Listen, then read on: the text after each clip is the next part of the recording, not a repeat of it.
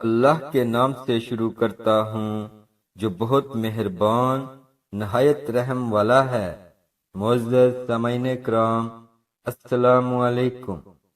میرے نبی کریم صلی اللہ علیہ وآلہ وسلم کی ولادت مبارکہ مکہ مکرمہ میں 12 ربیع الاول بروز پیر مطابق 22 اپریل 571 عیسوی صبح کے وقت ہوئی تھی۔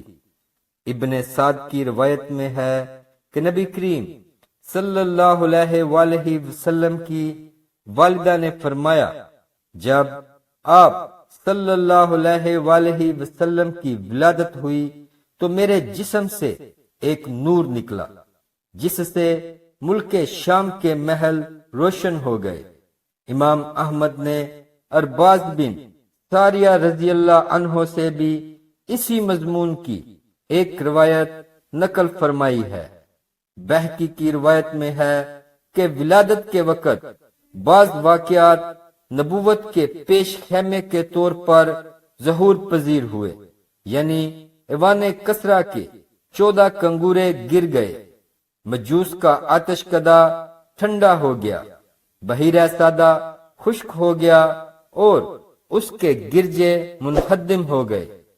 نبی کریم صلی اللہ علیہ وآلہ وسلم نے جس بے سر و سمانی میں آنکھ کھولی اور جس ماحول میں تربیت پائی، قرآن مجید کی آیت علم یجد کا یتیمم فآوا اس پر شاہد ہے۔ پیدائش سے قبل ہی والد کی شفقت سے محروم ہو جانا اور 6 سال کی کم عمری میں بحالت سفر والدہ محترمہ کا فوت ہو جانا اور پھر 8 سال کی عمر میں شفیق دادا کا بھی انتقال کر جانا، لمحہ بلمحہ اسی طرح دنیاوی آسروں کی جدائی نے ایک نوزائیدہ قلب پر کیا اثرات چھوڑے، ان کا مطالعہ بصیرت افروز ہوگا۔ سینکڑوں یتیم بچے ماں باپ کے سائے سے محرومی کی بنا پر نامکمل تربیت پاتے ہیں اور ہزاروں ماں باپ کے بے جا لاڈ پیار سے ہی خراب ہو جاتے ہیں۔ اچھی تربیت کے لیے ماں باپ کا وجود اس قدر اہم نہیں جس قدر خود بچے کی فطری ذکاوت اور سعادت اہم ہے۔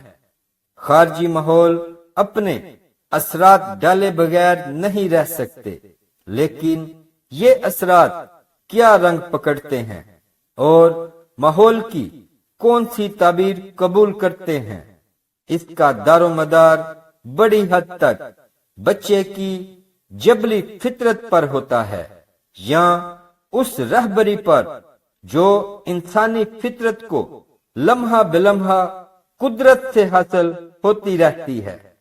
آیت مبارکہ میں مادی پشت پناہی سے قطع نظر تربیت کی اس رہبری کی طرف بھی اشارہ کیا گیا ہے جو رب کائنات نے اس دور یتیم کے متعلق اپنی ذات خاص سے وابستہ فرمائی۔ ولادت کے بعد آپ صلی اللہ علیہ وآلہ وسلم کی والدہ نے عبد المطلب کے پاس پوتے کی خوشخبری بھجوائی۔ وہ شادہ و فرحہ تشریف لائے اور آپ صلی اللہ علیہ وآلہ وسلم کو خانہ کعبہ میں لے جا کر اللہ تعالی سے دعا کی، اس کا شکر ادا کیا اور آپ کا نام محمد صلی اللہ علیہ وآلہ وسلم تجویز کیا۔ آپ صلی اللہ علیہ وآلہ وسلم کو آپ صلی اللہ علیہ وآلہ وسلم کی والدہ نے 3 دن تک دودھ پلایا۔ پھر چچا ابو لہب نے اپنی لونڈی صوبیہ کو آپ صلی اللہ علیہ وآلہ وسلم کو دودھ پلانے کے لیے بھیج دیا۔ صوبیہ آپ صلی اللہ علیہ وآلہ وسلم کو کئی مہینے دودھ پلاتی رہی۔ 2 سال قبل اسی صوبیہ نے آپ صلی اللہ علیہ وآلہ وسلم کے چچا حمزہ رضی اللہ عنہ کو بھی دودھ پلایا تھا۔ عرب کے شہری باشندوں کا دستور تھا کہ وہ اپنے بچوں کو شہری امراض سے دور رکھنے کے لیے دودھ پلانے والی دیہاتی عورتوں کے حوالے کر دیا کرتے تھے تاکہ ان کے جسم طاقتور اور اعصاب مضبوط ہوں اور اپنے گہوارہ ہی سے خالص اور ٹھوس عربی زبان سیکھ لیں۔ اسی دستور کے مطابق عبد المطلب نے دودھ پلانے والی دایا تلاش کی اور نبی کریم صلی اللہ علیہ وآلہ وسلم کو حلیمہ سعدیہ رضی اللہ عنہا کے حوالے کیا۔ یہ قبیلہ بنی سعد بن بکر کی ایک خاتون تھیں۔ ان کے شوہر کا نام حارث بن عبد العزا اور کنیت ابو کبشہ تھی، اور وہ بھی قبیلہ بنی سعد ہی سے تعلق رکھتے تھے۔ رضاعت کے دوران حلیمہ رضی اللہ عنہا نے نبی کریم صلی اللہ علیہ وآلہ وسلم کی برکات کے ایسے ایسے مناظر دیکھے کہ وہ سراپا حیرت زدہ رہ گئیں۔ حلیمہ رضی اللہ عنہا بیان فرماتی ہیں کہ وہ اپنے شوہر کے ساتھ اپنا ایک چھوٹا سا دودھ پیتا بچہ لے کر بنی سعد کی کچھ عورتوں کے قافلے میں اپنے شہر سے باہر دودھ پینے والے بچوں کی تلاش میں نکلی۔ یہ قحط سالی کے دن تھے اور قحط نے کچھ باقی نہ چھوڑا تھا۔ میں اپنی ایک سفید گدی پر سوار تھی اور ہمارے پاس ایک اونٹنی بھی تھی، لیکن باخدا اس سے ایک قطرہ دودھ نہ نکلتا تھا۔ ادھر بھوک سے بچہ اس قدر بلک رہا تھا کہ ہم رات بھر سو نہیں سکے تھے، اور نہ میرے سینے میں بچے کے لیے کچھ تھا اور نہ اونٹنی اس کی خوراک دے سکتی تھی۔ بس ہم بارش اور خوشحالی کی آس لگائے بیٹھے تھے۔ میں اپنی گدی پر سوار ہو کر چلی تو وہ کمزوری اور دبلے پن کے سبب اتنی سست رفتار نکلی کہ پورا قافلہ تنگ آ گیا۔ خیر کسی نہ کسی طرح دودھ پینے والے بچوں کی تلاش میں مکہ پہنچ گئے۔ پھر ہم میں سے کوئی عورت ایسی نہ تھی جس پر نبی کریم صلی اللہ علیہ وآلہ وسلم کو پیش نہ کیا گیا ہو، مگر جب اسے بتایا جاتا کہ آپ صلی اللہ علیہ وآلہ وسلم یتیم ہیں تو وہ آپ صلی اللہ علیہ وآلہ وسلم کو لینے سے انکار کر دیتی، کیونکہ ہم بچے کے والد سے داد و انعام کی امید رکھتے تھے۔ ہم کہتے کہ یہ تو یتیم ہے، بھلا اس کی بیوہ ماں اور اس کے دادا کیا دے سکتے ہیں۔ بس یہی وجہ تھی کہ ہم آپ صلی اللہ علیہ وآلہ وسلم کو لینا نہیں چاہتے تھے۔ ادھر جتنی عورتیں میرے ہمراہ آئی تھیں سب کو کوئی نہ کوئی بچہ مل گیا، صرف مجھ ہی کو نہ مل سکا۔ جب واپسی کی باری آئی تو میں نے اپنے شوہر سے کہا، اللہ کی قسم مجھے اچھا نہیں لگتا کہ میری تمام سہیلیاں تو بچے لے لے کر جائیں اور تنہا میں کوئی بچہ لیے بغیر واپس جاؤں۔ میں جا کر اسی یتیم بچے کو لے لیتی ہوں۔ شوہر نے کہا، کوئی حرج نہیں، ممکن ہے اللہ تعالی اسی میں ہمارے لیے برکت دے۔ اس کے بعد میں نے جا کر بچہ لے لیا اور محض اس بنا پر لیا کہ کوئی اور بچہ نہ مل سکا تھا۔ حلیمہ رضی اللہ عنہا فرماتی ہیں کہ جب میں بچے کو لے کر اپنے ڈیرے پر واپس آئی اور اسے اپنی آغوش میں رکھا تو اس نے جس قدر چاہا دودھ پیا، اور اس کے ساتھ اس کے دودھ شریک بھائی نے بھی شکم سیر ہو کر دودھ پیا، پھر دونوں سو گئے۔ حالانکہ اس سے پہلے ہم اپنے بچے کے ساتھ سو نہیں سکتے تھے۔ ادھر میرے شوہر اونٹنی دھونے گئے تو دیکھا کہ اس کے تھن دودھ سے لبریز ہیں۔ انہوں نے اتنا دودھ دھویا کہ ہم دونوں نے نہایت آسودہ ہو کر پیا اور بڑے آرام سے رات گزاری۔ صبح ہوئی تو میرے شوہر نے کہا، حلیمہ، اللہ کی قسم تم نے ایک بابرکت روح حاصل کی ہے۔ میں نے کہا، مجھے بھی یہی توقع ہے۔ حلیمہ رضی اللہ عنہا فرماتی ہیں کہ اس کے بعد ہمارا قافلہ واپس روانہ ہوا تو میں اپنی اس خستہ حال گدھی پر سوار ہوئی اور اس بچے کو بھی اپنے ساتھ لیا، لیکن اللہ کی قسم اب وہی گدھی پورے قافلے کو کاٹ کر اس طرح آگے نکل گئی کہ کوئی گدھا اس کا ساتھ نہ دے سکا، یہاں تک کہ میری سہیلیاں کہنے لگیں، اے ابو زویب کی بیٹی، ذرا ہم پر مہربانی کر، آخر یہ تیری وہی گدھی تو ہے جس پر سوار ہو کر تو آئی تھی۔ میں نے کہا، ہاں ہاں، اللہ کی قسم یہ وہی ہے۔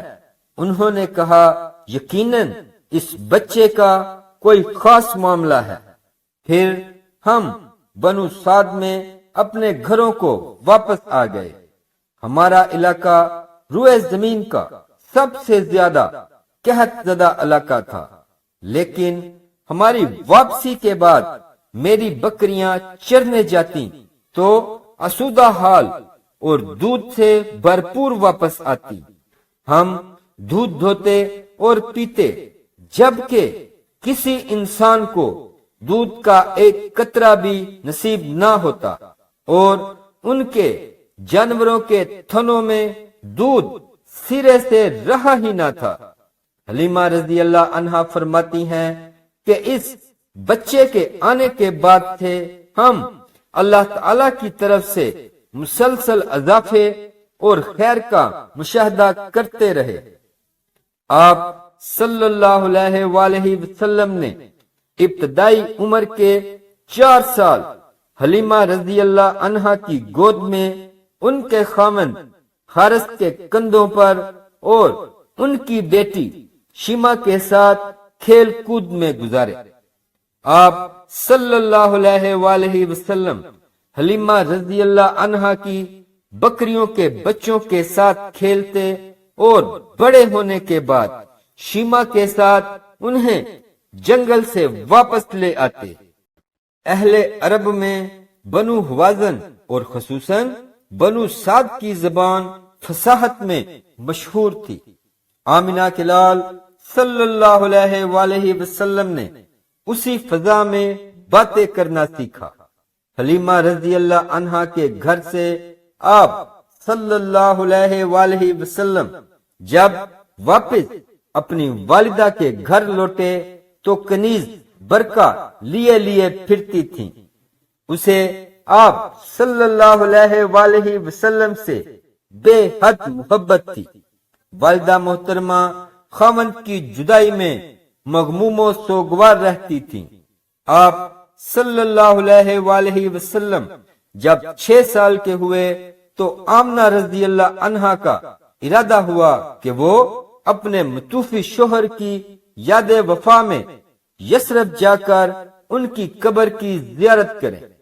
چنانچہ وہ اپنے یتیم بچے محمد صلی اللہ علیہ وآلہ وسلم، اپنی خادمہ ام ایمن اور اپنے سرپرست عبد المطلب کے ہمراہ کوئی 400 کلومیٹر کی مسافت طے کر کے مدینہ تشریف لے گئیں اور وہاں 1 ماہ تک قیام کر کے واپس ہوئیں، لیکن ابھی اثناء راہ میں تھیں کہ بیماری نے آ لیا۔ پھر یہ بیماری شدت اختیار کرتی گئی، یہاں تک کہ مکہ اور مدینہ کے درمیان مقام ابواہ پہنچ کر رحلت کر گئیں۔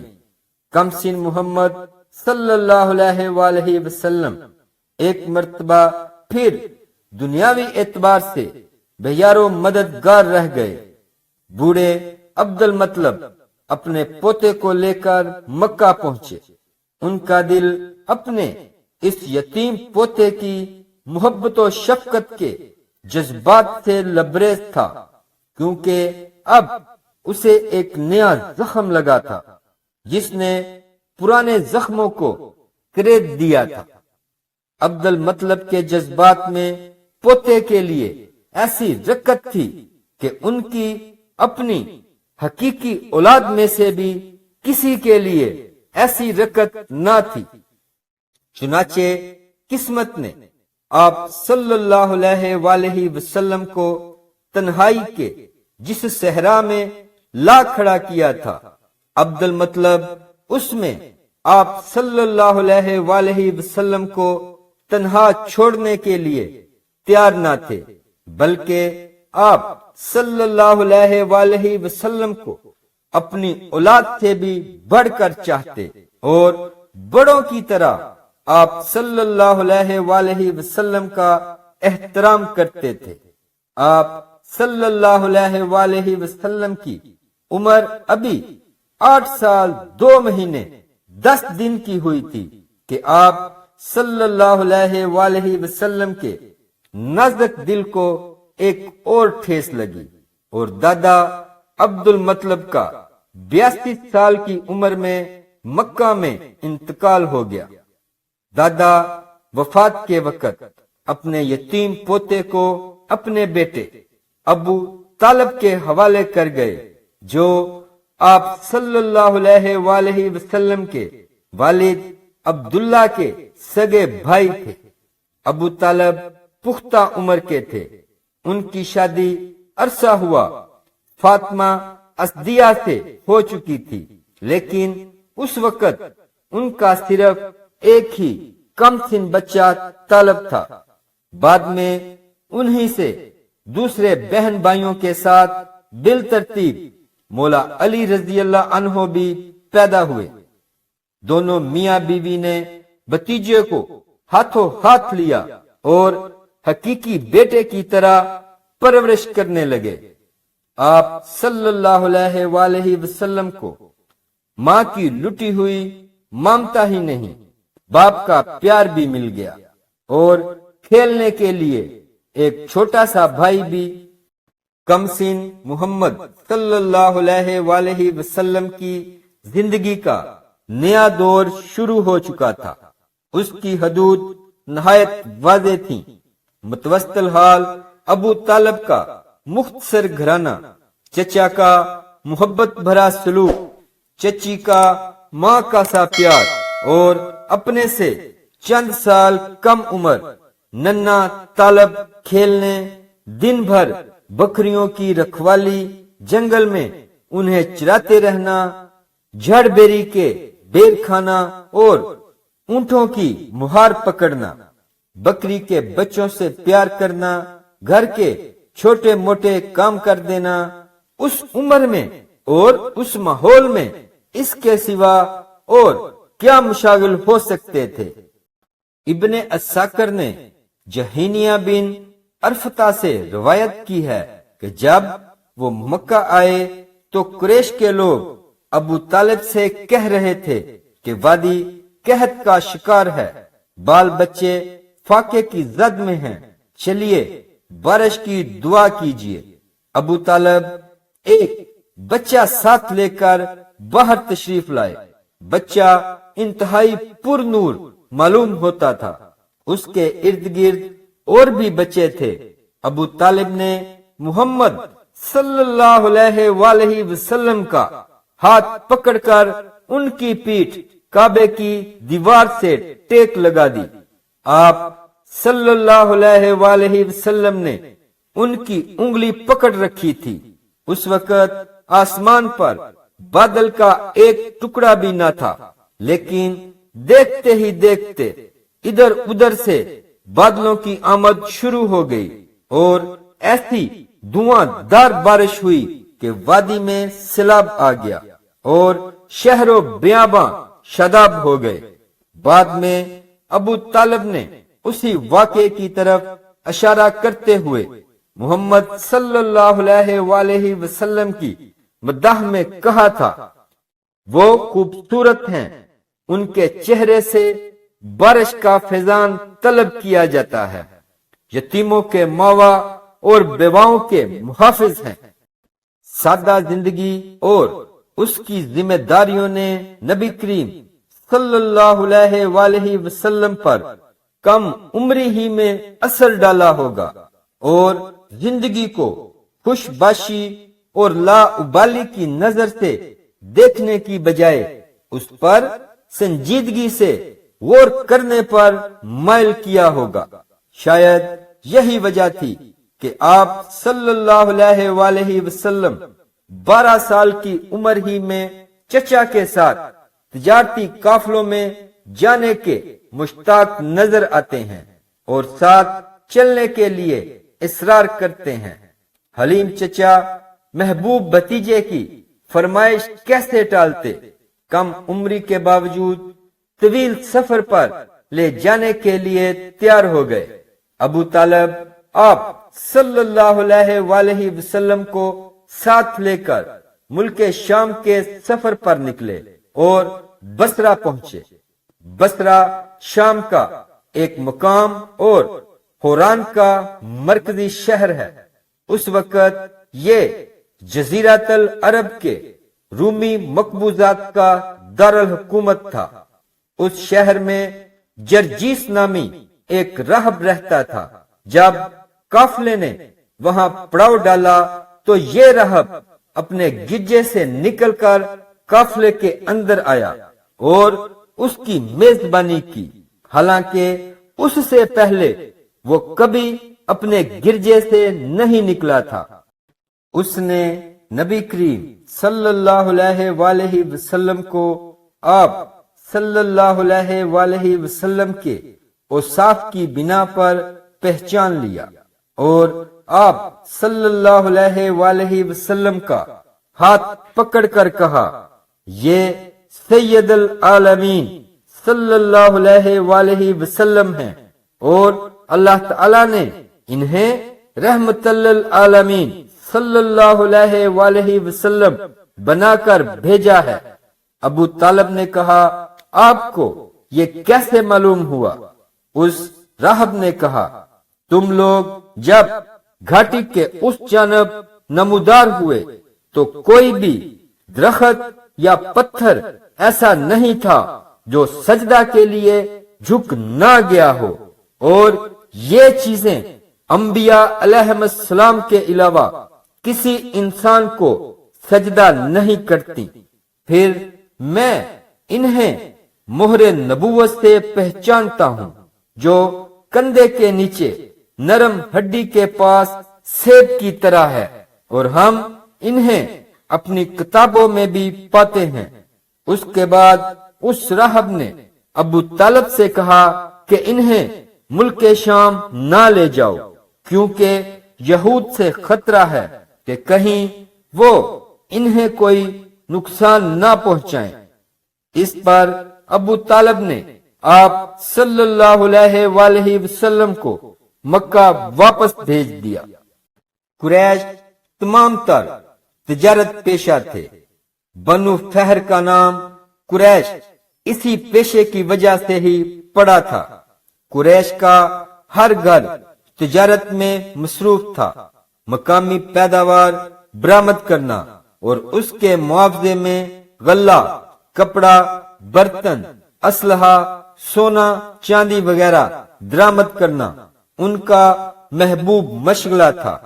وہ سال میں 2 مرتبہ اپنا اپنا سامان لے کر قافلوں کی شکل میں نکلتے، کبھی شام کا رخ کرتے اور کبھی یمن کا۔ اپنا سامان بیچتے، ضرورت کی چیزیں خریدتے اور 2-3 ماہ کے عرصے میں گھروں کو واپس لوٹ آتے۔ دنیا کے نشیب و فراز سے واقف ہونے کا اس سے بہتر کوئی ذریعہ نہ تھا۔ آپ صلی اللہ علیہ وآلہ وسلم نے 9 عمری ہی میں اس میں شرکت فرمائی۔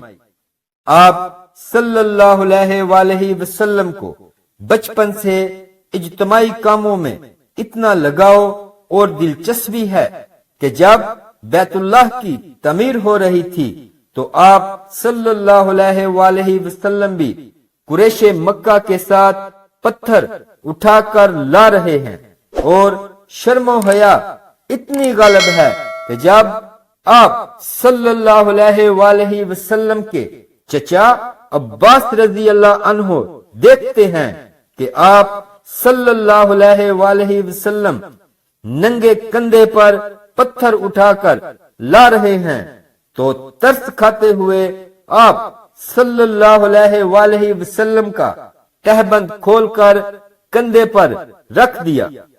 آپ صلی اللہ علیہ وآلہ وسلم شرم کے مارے بے ہوش ہو کر گر پڑے، یہ فرماتے ہوئے کہ میری چادر مجھ پر ڈال دو۔ کسب حلال کی یہ اہمیت کہ قریش کی بکریاں چراتے اور اس کی مزدوری سے اپنی ضروریات پوری فرماتے، اور جب اور بڑے ہوئے تو تجارت جیسا اہم پیشہ اختیار فرمایا، اور التاجر الصدوق الامین، امانت دار سچے تاجر کی صورت میں سامنے آئے۔ معاملہ فہمی اور معاشرے کے اختلافات کو ختم کرنے اور اس میں اتحاد و اتفاق پیدا کرنے کی وہ صلاحیت ہے کہ بیت اللہ کی تعمیر کے وقت حجر اسود کو اپنی جگہ رکھنے پر قریش کی مختلف جماعتوں میں اختلاف پیدا ہوا، اور قریب تھا کہ ناحق خون کی ندیاں بہہ جاتی، لیکن آپ صلی اللہ علیہ وآلہ وسلم نے ایسا فیصلہ فرمایا جس کی سب نے تحسین کی اور اس پر راضی ہو گئے۔ صداقت و امانت کے ایسے گرویدہ کہ بچپن سے آپ صلی اللہ علیہ وآلہ وسلم صادق الامین کے لقب سے یاد کیے جانے لگے، اور دوست تو دوست دشمن بھی آپ صلی اللہ علیہ وآلہ وسلم کے اس وصف کا اقرار کرتے تھے۔ چنانچہ قبائل قریش نے ایک موقع پر بیک زبان کہا، ہم نے بارہا تجربہ کیا مگر آپ صلی اللہ علیہ وآلہ وسلم کو ہمیشہ سچا پایا۔ یہ سب قدرت کی جانب سے ایک غیبی تربیت تھی، کیونکہ آپ صلی اللہ علیہ وآلہ وسلم کو آگے چل کر نبوت و رسالت کے عظیم مقام پر فائز کرنا تھا، اور امت کے لیے آپ صلی اللہ علیہ وآلہ وسلم کی زندگی کو بطور اسوہ حسنہ پیش کرنا تھا۔ قرآن مجید میں ارشاد باری تعالی ہے، بلا شبہ اے مسلمانوں تم کو رسول اللہ صلی اللہ علیہ وآلہ وسلم کی ذات میں عمدہ نمونہ ہے۔ ہر اس شخص کے لیے جو اللہ کی ملاقات کا اور قیامت کے دن کا خوف رکھتا ہے اور اللہ کو بکثرت یاد کرتا ہے۔ یہ ہیں اللہ کے پیارے حبیب نبی محمد مصطفیٰ صلی اللہ علیہ وآلہ وسلم کے بچپن کے واقعات میں سے چند باتیں جو قرآن مجید اور احادیث مبارکہ کی روشنی میں آپ کے سامنے اسلام ٹی وی فار آل کی جانب سے پیش کی گئی ہیں۔ دین کی بات کو پھیلانا اور دوسروں تک پہنچانا بھی ایک صدقہ جاریہ ہے۔ اگر ویڈیو اچھی لگی ہو تو لائک کر دیں اور اپنے دوست احباب کے ساتھ شیئر ضرور کریں۔ اسلامک ویڈیوز کے لیے سبسکرائب کریں اور ساتھ بیل کے بٹن کو بھی پریس کر دیں۔